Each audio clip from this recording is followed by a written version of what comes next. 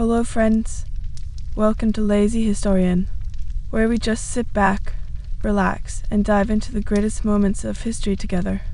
Before we begin, I'd like to know about you. Which fellow historian are you? And where are you watching this video from?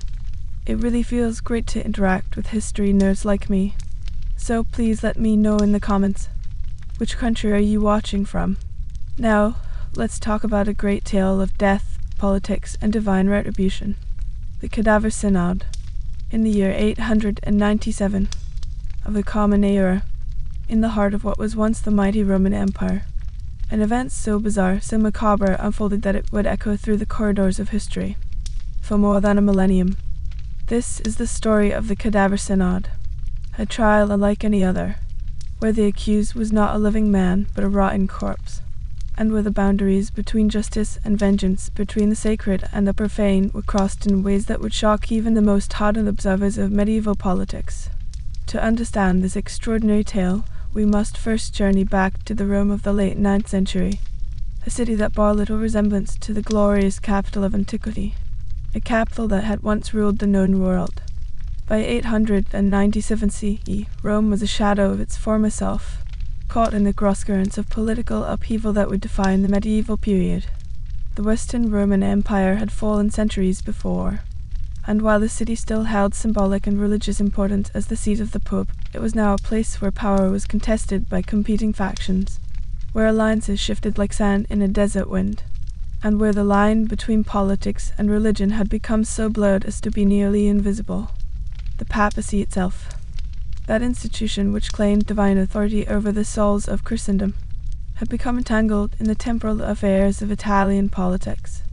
Popes were no longer chosen solely for their spiritual qualifications, but were often the products of political maneuvering, family connections, and factional warfare. The sacred office of Saint Peter had become a prize to be won and lost, a tool of power rather than a symbol of divine grace. It was in this atmosphere of corruption and conflict that our story begins, with two men whose names would become forever linked in one of history's most notorious episodes. The first of these men was Pope Formosus, whose very name, meaning handsome in Latin, would prove to be tragically ironic, given the fate that awaited his mortal remains. Born around 816 CE, Formosus had risen through the ranks of the church hierarchy, with what appeared to be genuine devotion and considerable political acumen. He had served as Bishop of Porto, one of the most prestigious suburban dioceses of Rome, and had gained a reputation as a capable administrator and a skilled diplomat. His career had taken him across Europe, from the papal court in Rome to the courts of kings and emperors, where he had negotiated treaties, crowned rulers, and played the dangerous game of medieval politics with apparent success. But success in the Church of the 9th century came with a price, and that price was often measured in enemies made and alliances betrayed.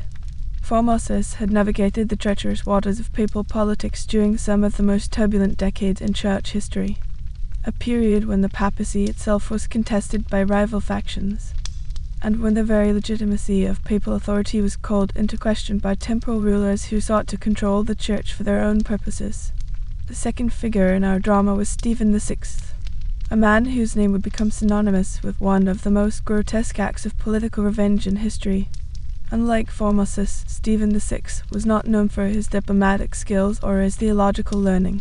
He was, instead, a creature of the factional politics that dominated Rome in the late 9th century, a man who had risen to the papal throne not through merit or divine calling, but through the machinations of powerful families who sought to use the papacy as a tool for their own political ambitions. Stephen VI represented a faction that stood in direct opposition to everything that Formosus had represented. Where Formosus had sought to maintain the independence of the papal office from the influence of secular rulers, Stephen VI was willing to subordinate church authority to the demands of his political patrons. Where Formosus had tried to navigate the complex relationships between the papacy and the various European kingdoms with diplomatic finesse, Stephen VI saw only enemies to be destroyed, and victories to be won at any cost.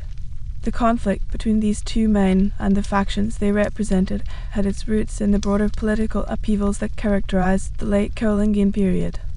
The empire that Charlemagne had built in the early 9th century was fragmenting, and as it fell apart, various kingdoms and duchies emerged to contest for control of Italy, and by extension, Rome itself. The papacy, which had once been protected by Carolingian power, now found itself caught between competing claimants to imperial authority, each of whom demanded papal recognition of their legitimacy. Formosus had made his choice in these conflicts, and it had proven to be a fateful one. He had supported the claims of Guy III of Spoleto and his son Lambert to the imperial crown, even going so far as to crown them both as emperors in elaborate ceremonies in Rome.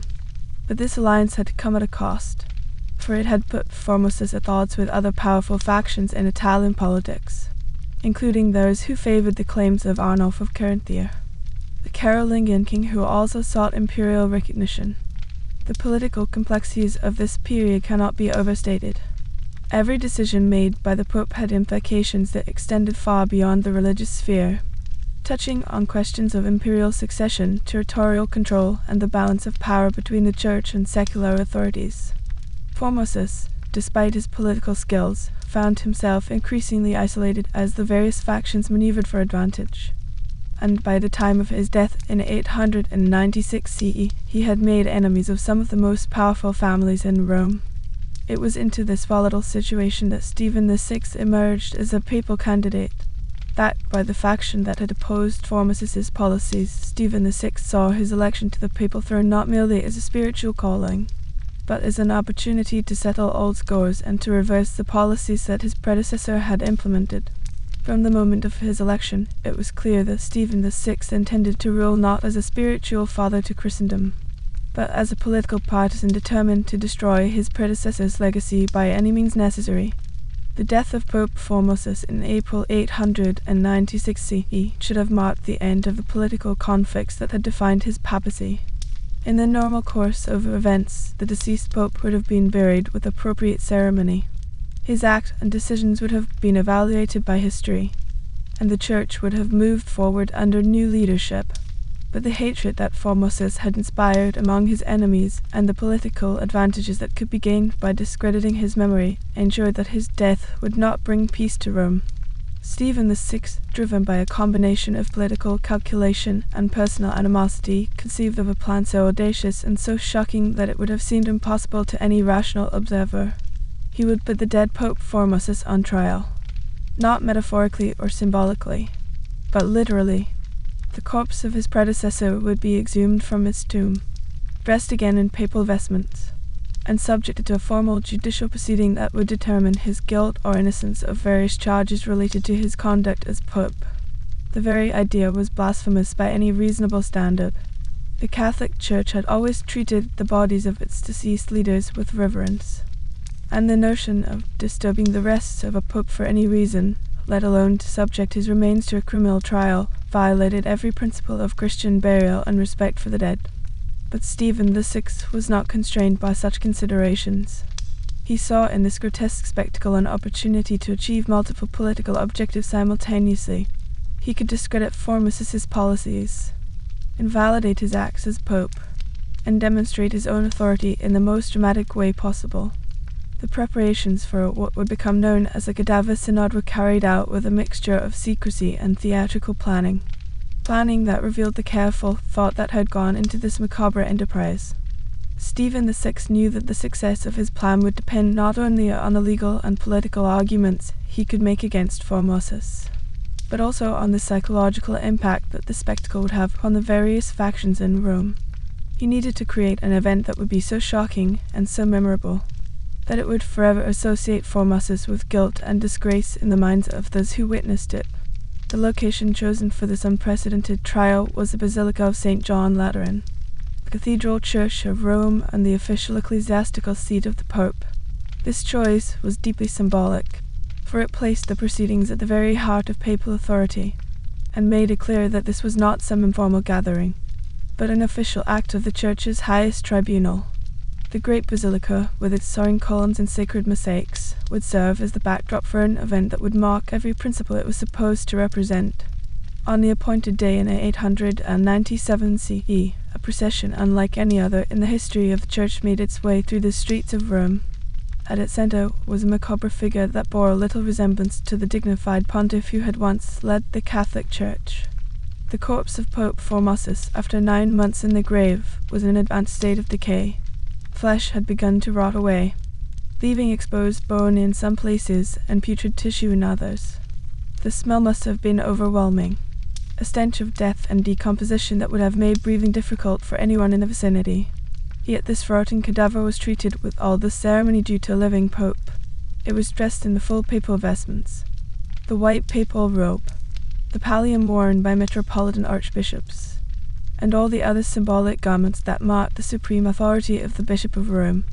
A papal tiara was placed upon the skull, and rings were forced onto the skeletal fingers. The effect was both pathetic and terrifying, a grotesque parody of papal dignity that reduced the highest office in Christendom to a horror show. The corpse was then placed upon the papal throne in the basilica, propped up with supports to maintain something resembling a sitting position. The symbolism was unmistakable. This was to be treated as a real trial with a real defendant, despite the obvious fact that the accused was beyond any earthly punishment or redemption. The very absurdity of the situation served Stephen VI's purposes, for it demonstrated his power to command obedience even in the most outrageous circumstances, and showed that he would stop at nothing to achieve his political goals. As the assembled clergy and laypeople took their places in the basilica, the atmosphere must have been electric with a mixture of shock, revulsion, and morbid fascination. Many of those present had known Formosus personally, had served under him, or had been ordained by him. To see their former superior reduced to such a state, to witness the degradation of a man who had once wielded supreme spiritual authority, must have been profoundly disturbing on both a personal and a theological level. The proceedings began with all the formality of a legitimate trial. Stephen VI, presiding over the synod, read out a series of charges against the deceased pope, charges that revealed the political motivations behind this grotesque spectacle. Formosus was accused of perjury, of having violated canon law by moving from one bishopric to another, and of having committed various other offenses against church law and imperial authority. These charges, while presented in legal language, were clearly designed to invalidate Formosus's entire papacy, and to provide legal justification for reversing all of his official acts. The most serious charge against Formosus concerned his alleged violation of canon law regarding episcopal translations. Church law traditionally forbade bishops from moving from one see to another, and Formosus's transition from Bishop of Porto to Pope was presented as a violation of this principle. This charge was particularly cynical, as such transitions had become common in the church hierarchy, and many popes had previously served as bishops of other dioceses without any question of their legitimacy being raised. But the legal merits of the charges were less important than their political implications. By declaring Formosus's papacy invalid, Stephen VI could invalidate all of the acts that his predecessor had performed, including the coronations of emperors, the appointments of bishops, and the various diplomatic agreements that had been reached during Formosus's reign. This would allow Stephen VI to remake the political landscape of Europe according to his own preferences, and those of his supporters. Since the defendant could not speak for himself, Stephen VI appointed a young deacon to serve as Formosus's advocate. This poor young man, whose name has been lost to history, found himself in the impossible position of having to defend the actions of a rotting corpse before a hostile tribunal that had already determined the outcome of the proceedings. The very fact that an advocate was appointed showed that Stephen VI was concerned with maintaining at least the appearance of legal propriety, but it also added to the surreal nature of this spectacle. Imagine the scene, in one of Christianity's most sacred spaces, before an audience of church officials and Roman citizens. A young cleric stood to defend the actions of a decomposing cadaver, a cadaver that sat slumped on the papal throne like some ghastly puppet. The advocate, no doubt terrified for his own safety and career, could only offer the weakest of defenses, knowing that any vigorous advocacy for Formosus would mark him as an enemy of the current regime. The questions and accusations hurled at the corpse received no answers, except those offered by this frightened young man, creating a dialogue that was both tragic and absurd. The trial proceeded through its predetermined course. with witness after witness called to testify against Formosus's character and actions. These witnesses, carefully selected by Stephen VI's supporters, painted a picture of the deceased pope as a power-hungry manipulator who had betrayed his sacred trust and violated the laws of both church and state. The specific nature of their testimony has not been preserved in detail, but we can imagine the kinds of accusations that would have been made.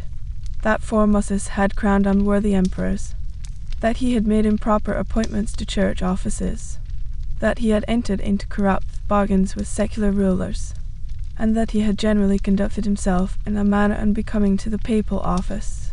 Throughout this travesty of justice, the corpse of Formosus remained silent, as corpses do, its empty eye sockets staring blindly at the assembled tribunal. The sight must have been profoundly unsettling to many of those present, a constant reminder of the mortality that awaits all human ambition, and the futility of earthly power. Yes, Stephen VI pressed on with his macabre theatre, determined to extract every possible political advantage from this degradation of his predecessor's remains. As the proceedings continued, it became increasingly clear that this was not a trial in any meaningful sense, but rather a ritualized humiliation designed to achieve specific political objectives. The outcome was never in doubt. Formosus would be found guilty of all charges, and Stephen VI would use this verdict to justify a comprehensive reversal of his predecessor's policies. The only question was how far Stephen VI would go in his desecration of Formosus's memory and remains. The guilty verdict, when it came, surprised no one who understood the political realities of the situation. Stephen VI, speaking for the tribunal, declared that Pope Formosus had indeed been guilty of all the charges brought against him, and that his papacy had therefore been illegitimate from its very beginning. This declaration had immediate and far-reaching consequences, for it meant that every act that Formosus had performed as pope was now considered null and void. But Stephen VI was not content merely to issue a legal judgment against his dead predecessor. He demanded that the corpse itself be subjected to physical punishment, as if it were a living criminal who could still suffer for his crimes. In a scene that must have horrified even the most hardened observers, Stephen VI ordered that the 3 fingers of Formosus's right hand be cut off with a sharp blade, the fingers used in papal blessings. This mutilation served both a symbolic and a practical purpose. Symbolically, it demonstrated the complete rejection of Formosus's spiritual authority, while practically it ensured that even if his papacy was somehow rehabilitated in the future, the physical evidence of his degradation would remain. The cutting of the fingers was performed before the assembled audience, adding a note of physical horror to the already overwhelming psychological trauma of the proceedings. The dried and decomposed flesh offered little resistance to the blade, and the papal rings that had adorned these digits were removed, and presumably destroyed or redistributed to Stephen VI's supporters. The very instruments that had been used to bless the faithful, to consecrate the Eucharist, and to perform the sacred rituals of the Church, were hacked away and discarded like refuse. Following this mutilation, Stephen VI ordered that Formosus be stripped of his papal vestments, the same garments that had been placed on his corpse with such ceremony at the beginning of the trial.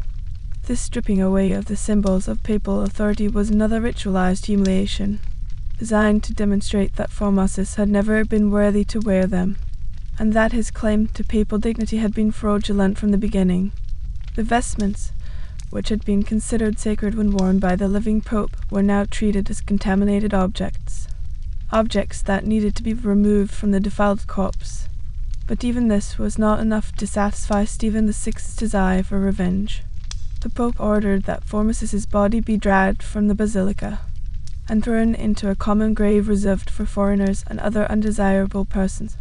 This final indignity was perhaps the cruelest of all, for it denied Formosus the Christian burial that was considered essential for the salvation of his soul. By consigning his remains to a potter's field, Stephen VI was symbolically declaring that his predecessor was not worthy of Christian salvation, and that his soul was damned for eternity. The removal of the corpse from the basilica must have been a scene of indescribable chaos and revulsion. The rotting remains, already disturbed by the trial and the mutilation, were presumably handled roughly by Stephen VI's servants, who dragged or carried them through the streets of Rome to their ignominious final resting place. The citizens who witnessed this procession must have been deeply shocked by the spectacle, For even in an age when public executions and other forms of violent punishment were common, the desecration of a pope's body was something entirely unprecedented. Yet even burial in a pauper's grave was not to be the final fate of Formosus's mortal remains. Stephen VI, perhaps encouraged by the success of his theatrical trial and the apparent acquiescence of the Roman population, decided to escalate his campaign of desecration even further. Within a short time of the burial, he ordered that the corpse be exhumed once again, and subjected to an even more degrading fate. It would be thrown into the Tiber River, weighted down to ensure that it sank beneath the surface, and was lost forever. This final act of desecration was laden with symbolic meaning that would not have been lost on the people of Rome. The Tiber River had long been associated with the disposal of criminals and outcasts, and by consigning Formosus's remains to its muddy depths, Stephen VI was declaring that his predecessor deserved no better fate than the most despised malefactors. The river, which had once carried the vessels of Roman commerce and the barges of imperial triumph, would now serve as the final resting place of a pope whose memory Stephen VI sought to erase completely from history. The dumping of Formosus's body into the Tiber marked the culmination of the Cadaver Synod, but it did not mark the end of this strange and disturbing tale. Indeed, it was at this point that the story took on an almost supernatural dimension, a dimension that would have profound consequences for Stephen VI and his supporters. According to the accounts that have come down to us, Formosus's corpse did not simply sink into the river's depths as Stephen VI had intended.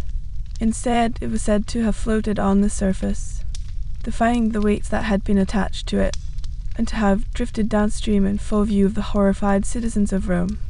But the most remarkable claim made by contemporary chroniclers was that the corpse, even in its advanced state of decay, began to perform miracles.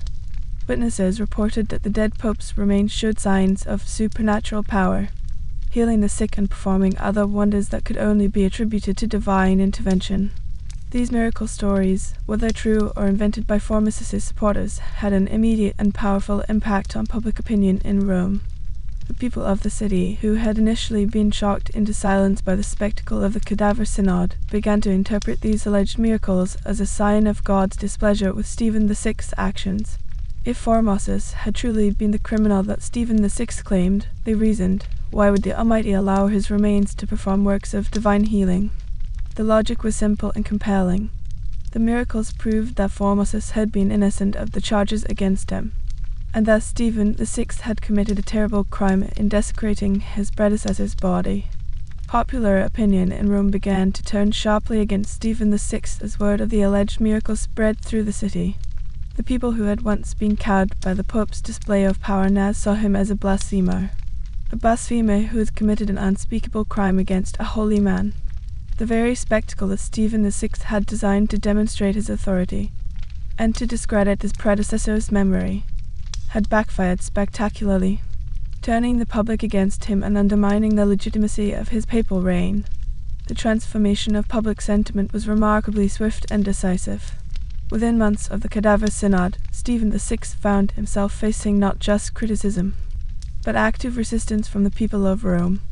The miraculous stories associated with Formosus's remains had created a popular cult around the dead Pope's memory, and this cult became a focal point for opposition to Stephen VI's rule. The very citizens who had witnessed the degradation of Formosus's corpse with apparent acquiescence now rose up in righteous indignation against the man who had orchestrated that degradation. The uprising that followed was swift and brutal, reflecting the depth of popular revulsion at Stephen VI's actions. The people of Rome, led by nobles who had been opposed to Stephen VI's action from the beginning, stormed the papal residence and seized the Pope who had thought himself untouchable.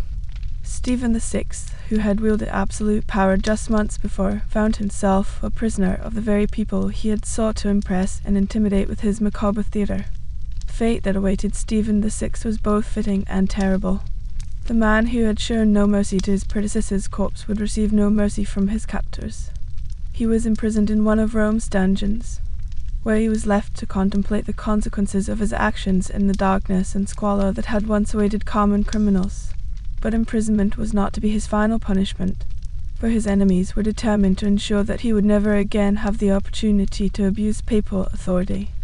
Within a short time of his capture, Stephen VI was found dead in his cell, apparently strangled by his guards or by fellow prisoners who had been instructed to ensure his silence. The man who had orchestrated one of the most grotesque spectacles in church history had himself become the victim of violence, dying in circumstances that were as sordid and undignified as the trial he had conducted against Formosus's remains. His death marked the end of one of the most bizarre and disturbing episodes in papal history, but it did not mark the end of the consequences that flowed from the Cadaver Synod. The immediate aftermath of Stephen VI's death was characterized by a frantic effort on the part of church authorities, an effort to distance themselves from the events of 897, and to restore some semblance of legitimacy to the papal office. The new Pope, Theodore II, faced the enormous challenge of undoing the damage that his predecessor had inflicted on the Church's reputation, while also addressing the practical problems created by the invalidation of Formosus's act. Theodore II's first priority was to reverse the verdict of the Cadaver Synod, and to restore Formosus's reputation. In a formal synod held shortly after his election, Theodore II declared that the trial of Formosus's corpse had been invalid, and that all of the acts performed by the dead Pope during his legitimate reign were to be restored to full force and effect. This reversal was both a practical necessity and a symbolic gesture, a gesture designed to heal the wounds that Stephen VI had inflicted on the Church. But restoring Formosus's official acts was easier than restoring his physical remains to a state of dignity. Theodore II ordered that every effort be made to recover the corpse from the Tiber River, and according to contemporary accounts, the body was indeed found and retrieved, apparently in a remarkable state of preservation given the time it had spent in the water.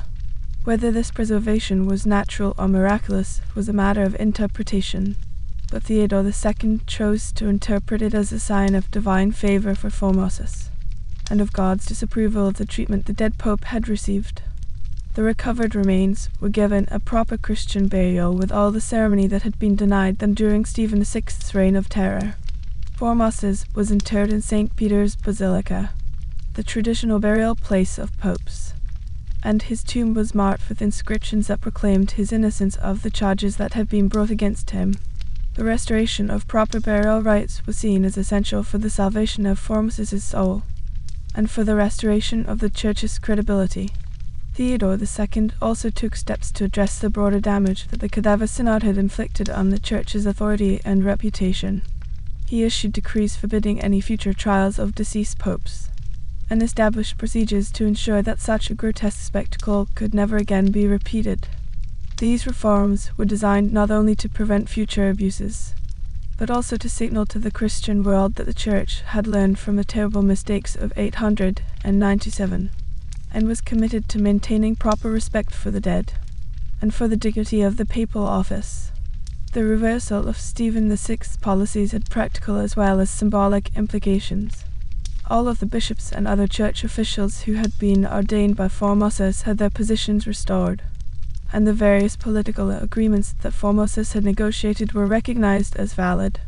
This restoration created its own problems, as some of these appointments and agreements had been controversial even during Formosus's lifetime, but it was seen as necessary to maintain the principle that papal acts could not be arbitrarily invalidated by personal or political animosity. The efforts to restore normalcy to the Church were only partially successful, however, as the events of 897 had created deep divisions within the Church hierarchy, divisions that would persist for years to come. Some Church officials had supported Stephen VI's actions, either out of conviction or out of fear, while others had opposed them from the beginning. The process of determining who had been complicit in the Cadaver Synod, and who deserved punishment or forgiveness, proved to be complex and divisive, creating new conflicts even as the old ones were being resolved. Pope John IX, who succeeded Theodore II after a brief reign, continued the process of reforming the Church, and addressing the aftermath of the Cadaver Synod. John IX convened a synod that formally condemned the trial of Formosus's corpse, and established penalties for those who had participated in it. He also issued decrees designed to prevent future papal elections from being dominated by factional violence, and to ensure that the Church's spiritual mission would not again be subordinated to political considerations. The long-term impact of the Cadaver Synod extended far beyond the immediate political consequences in Rome. The spectacle had shocked the Christian world, and had raised fundamental questions about the nature of papal authority, and the relationship between spiritual and temporal power. Many Christians throughout Europe had been horrified by the reports of what had happened in Rome, and their faith in the institutional church had been severely shaken. The event also highlighted the need for reforms in the process of papal election, and in the governance of the church more generally. The fact that someone like Stephen VI could gain control of the papal office, and use it for such grotesque purposes, demonstrated that the existing system of church governance was inadequate to prevent abuses of power. This recognition would eventually contribute to the reform movements that emerged in later centuries, as church leaders sought to establish institutional safeguards against future Cadaver Synods. The story of the Cadaver Synod also became a powerful symbol of the dangers of political ambition and personal vengeance. Medieval chroniclers and moralists used the tale as a cautionary example, an example of what could happen when earthly concerns took precedence over spiritual values. The image of Formosus's corpse sitting in judgment became a popular subject for artists and writers, who saw in it a powerful metaphor for the futility of human ambition and the ultimate triumph of divine justice. Over the centuries that followed, the Cadaver Synod has continued to fascinate historians and theologians as one of the most extreme examples of the politicization of religious authority. The event serves as a stark reminder that even the most sacred institutions are vulnerable to human weakness, and that the pursuit of power can lead to actions that violate every principle of decency and morality. The trial of Pope Formosus's corpse stands as one of history's most disturbing examples, an example of how political hatred can corrupt spiritual authority and lead to acts of breathtaking cruelty and cynicism. But the story also contains elements of redemption and hope. The popular uprising against Stephen VI demonstrated that ordinary people could distinguish between right and wrong, even when their leaders could not. The swift reversal of the Cadaver Synod's verdict showed that institutional error could be corrected, even if it could not be entirely undone, and the eventual reforms that followed demonstrated that the Church could learn from its mistakes and take steps to prevent their repetition. The theological implications of the Cadaver Synod have been debated for centuries. Some have seen in the alleged miracles associated with Formosus's remains evidence of divine intervention in human affairs, while others have dismissed these accounts as pious legends created to serve political purposes. The question of whether God actively intervenes in earthly politics or allows human institutions to succeed or fail based on their own merits remains a subject of theological discussion to this day. From a historical perspective, the Cadaver Synod represents a unique intersection of medieval politics, religious authority, and popular culture. The event demonstrates how political conflicts could be transformed into religious drama, and how religious symbols could be manipulated for political purposes. The trial of Formosus's corpse was both a legal proceeding and a theatrical performance, designed to achieve political objectives through symbolic manipulation rather than rational argument. The documentation of the Cadaver Synod in medieval chronicles also provides valuable insights into how such events were understood and interpreted by contemporary observers. The fact that multiple sources record the event, despite its shocking nature, suggests that it was seen as historically significant rather than merely scandalous. The consistent elements in these accounts, the exhumation, the trial, the mutilation, the disposal of the body, the popular uprising, provide a reliable framework for understanding what actually happened, even if some details remain disputed. The legacy of the Cadaver Synod extends beyond its immediate historical impact to influence how we understand the relationship between institutional authority and moral responsibility. The event raises fundamental questions about the limits of legitimate authority, and the circumstances under which institutions can be said to have forfeited their moral legitimacy through their actions. Stephen VI's abuse of papal power provides a case study in how legitimate authority can be transformed into tyranny when it is exercised without regard for moral constraints. The international implications of the Cadaver Synod were also significant, as the event affected relationships between the papacy and secular rulers throughout Europe. Kings and emperors who had been crowned by Formosus found their legitimacy called into question by Stephen VI's actions, while those who had opposed Formosus saw an opportunity to advance their own claims. The ripple effects of the trial extended far beyond Rome, affecting the balance of power in medieval Europe and contributing to the ongoing fragmentation of political authority that characterized the post-Carolingian period. Educational institutions have long used the Cadaver Synod as a teaching tool to illustrate various aspects of medieval history and church governance. The event provides a vivid example of how personal and political conflicts could become intertwined with religious authority, and how the abuse of institutional power could have far-reaching consequences. Students of history and theology continue to examine the event as a case study in the complex relationships between faith, politics, and power in medieval society. The psychological dimensions of the Cadaver Synod have also attracted scholarly attention. Stephen VI's decision to put a corpse on trial reveals something disturbing about his mental state and his understanding of justice and authority. The fact that he was able to convince other church officials to participate in this grotesque spectacle suggests that the political pressures of the time were intense enough to overcome normal moral inhibitions. The event provides insights into how extreme political circumstances can lead to actions that would be unthinkable under normal conditions. Modern scholars have also examined the gender dimensions of the Cadaver Synod, noting that the exclusively male hierarchy of the medieval church created a culture in which violent competition for power was seen as normal and acceptable. The absence of women from positions of authority may have contributed to the kind of aggressive masculinity that made Stephen VI's actions possible. Some feminist historians have suggested that the inclusion of women in church governance might have provided a moderating influence that could have prevented such extreme actions. The artistic and literary legacy of the Cadaver Synod continues to inspire creative works that explore its themes of power, corruption, and redemption. Writers and artists have found in the story a rich source of imagery and symbolism that speaks to universal human concerns about justice, mortality, and the abuse of authority. The image of the corpse on the papal throne has become an enduring symbol of institutional corruption and the dangers of unchecked power.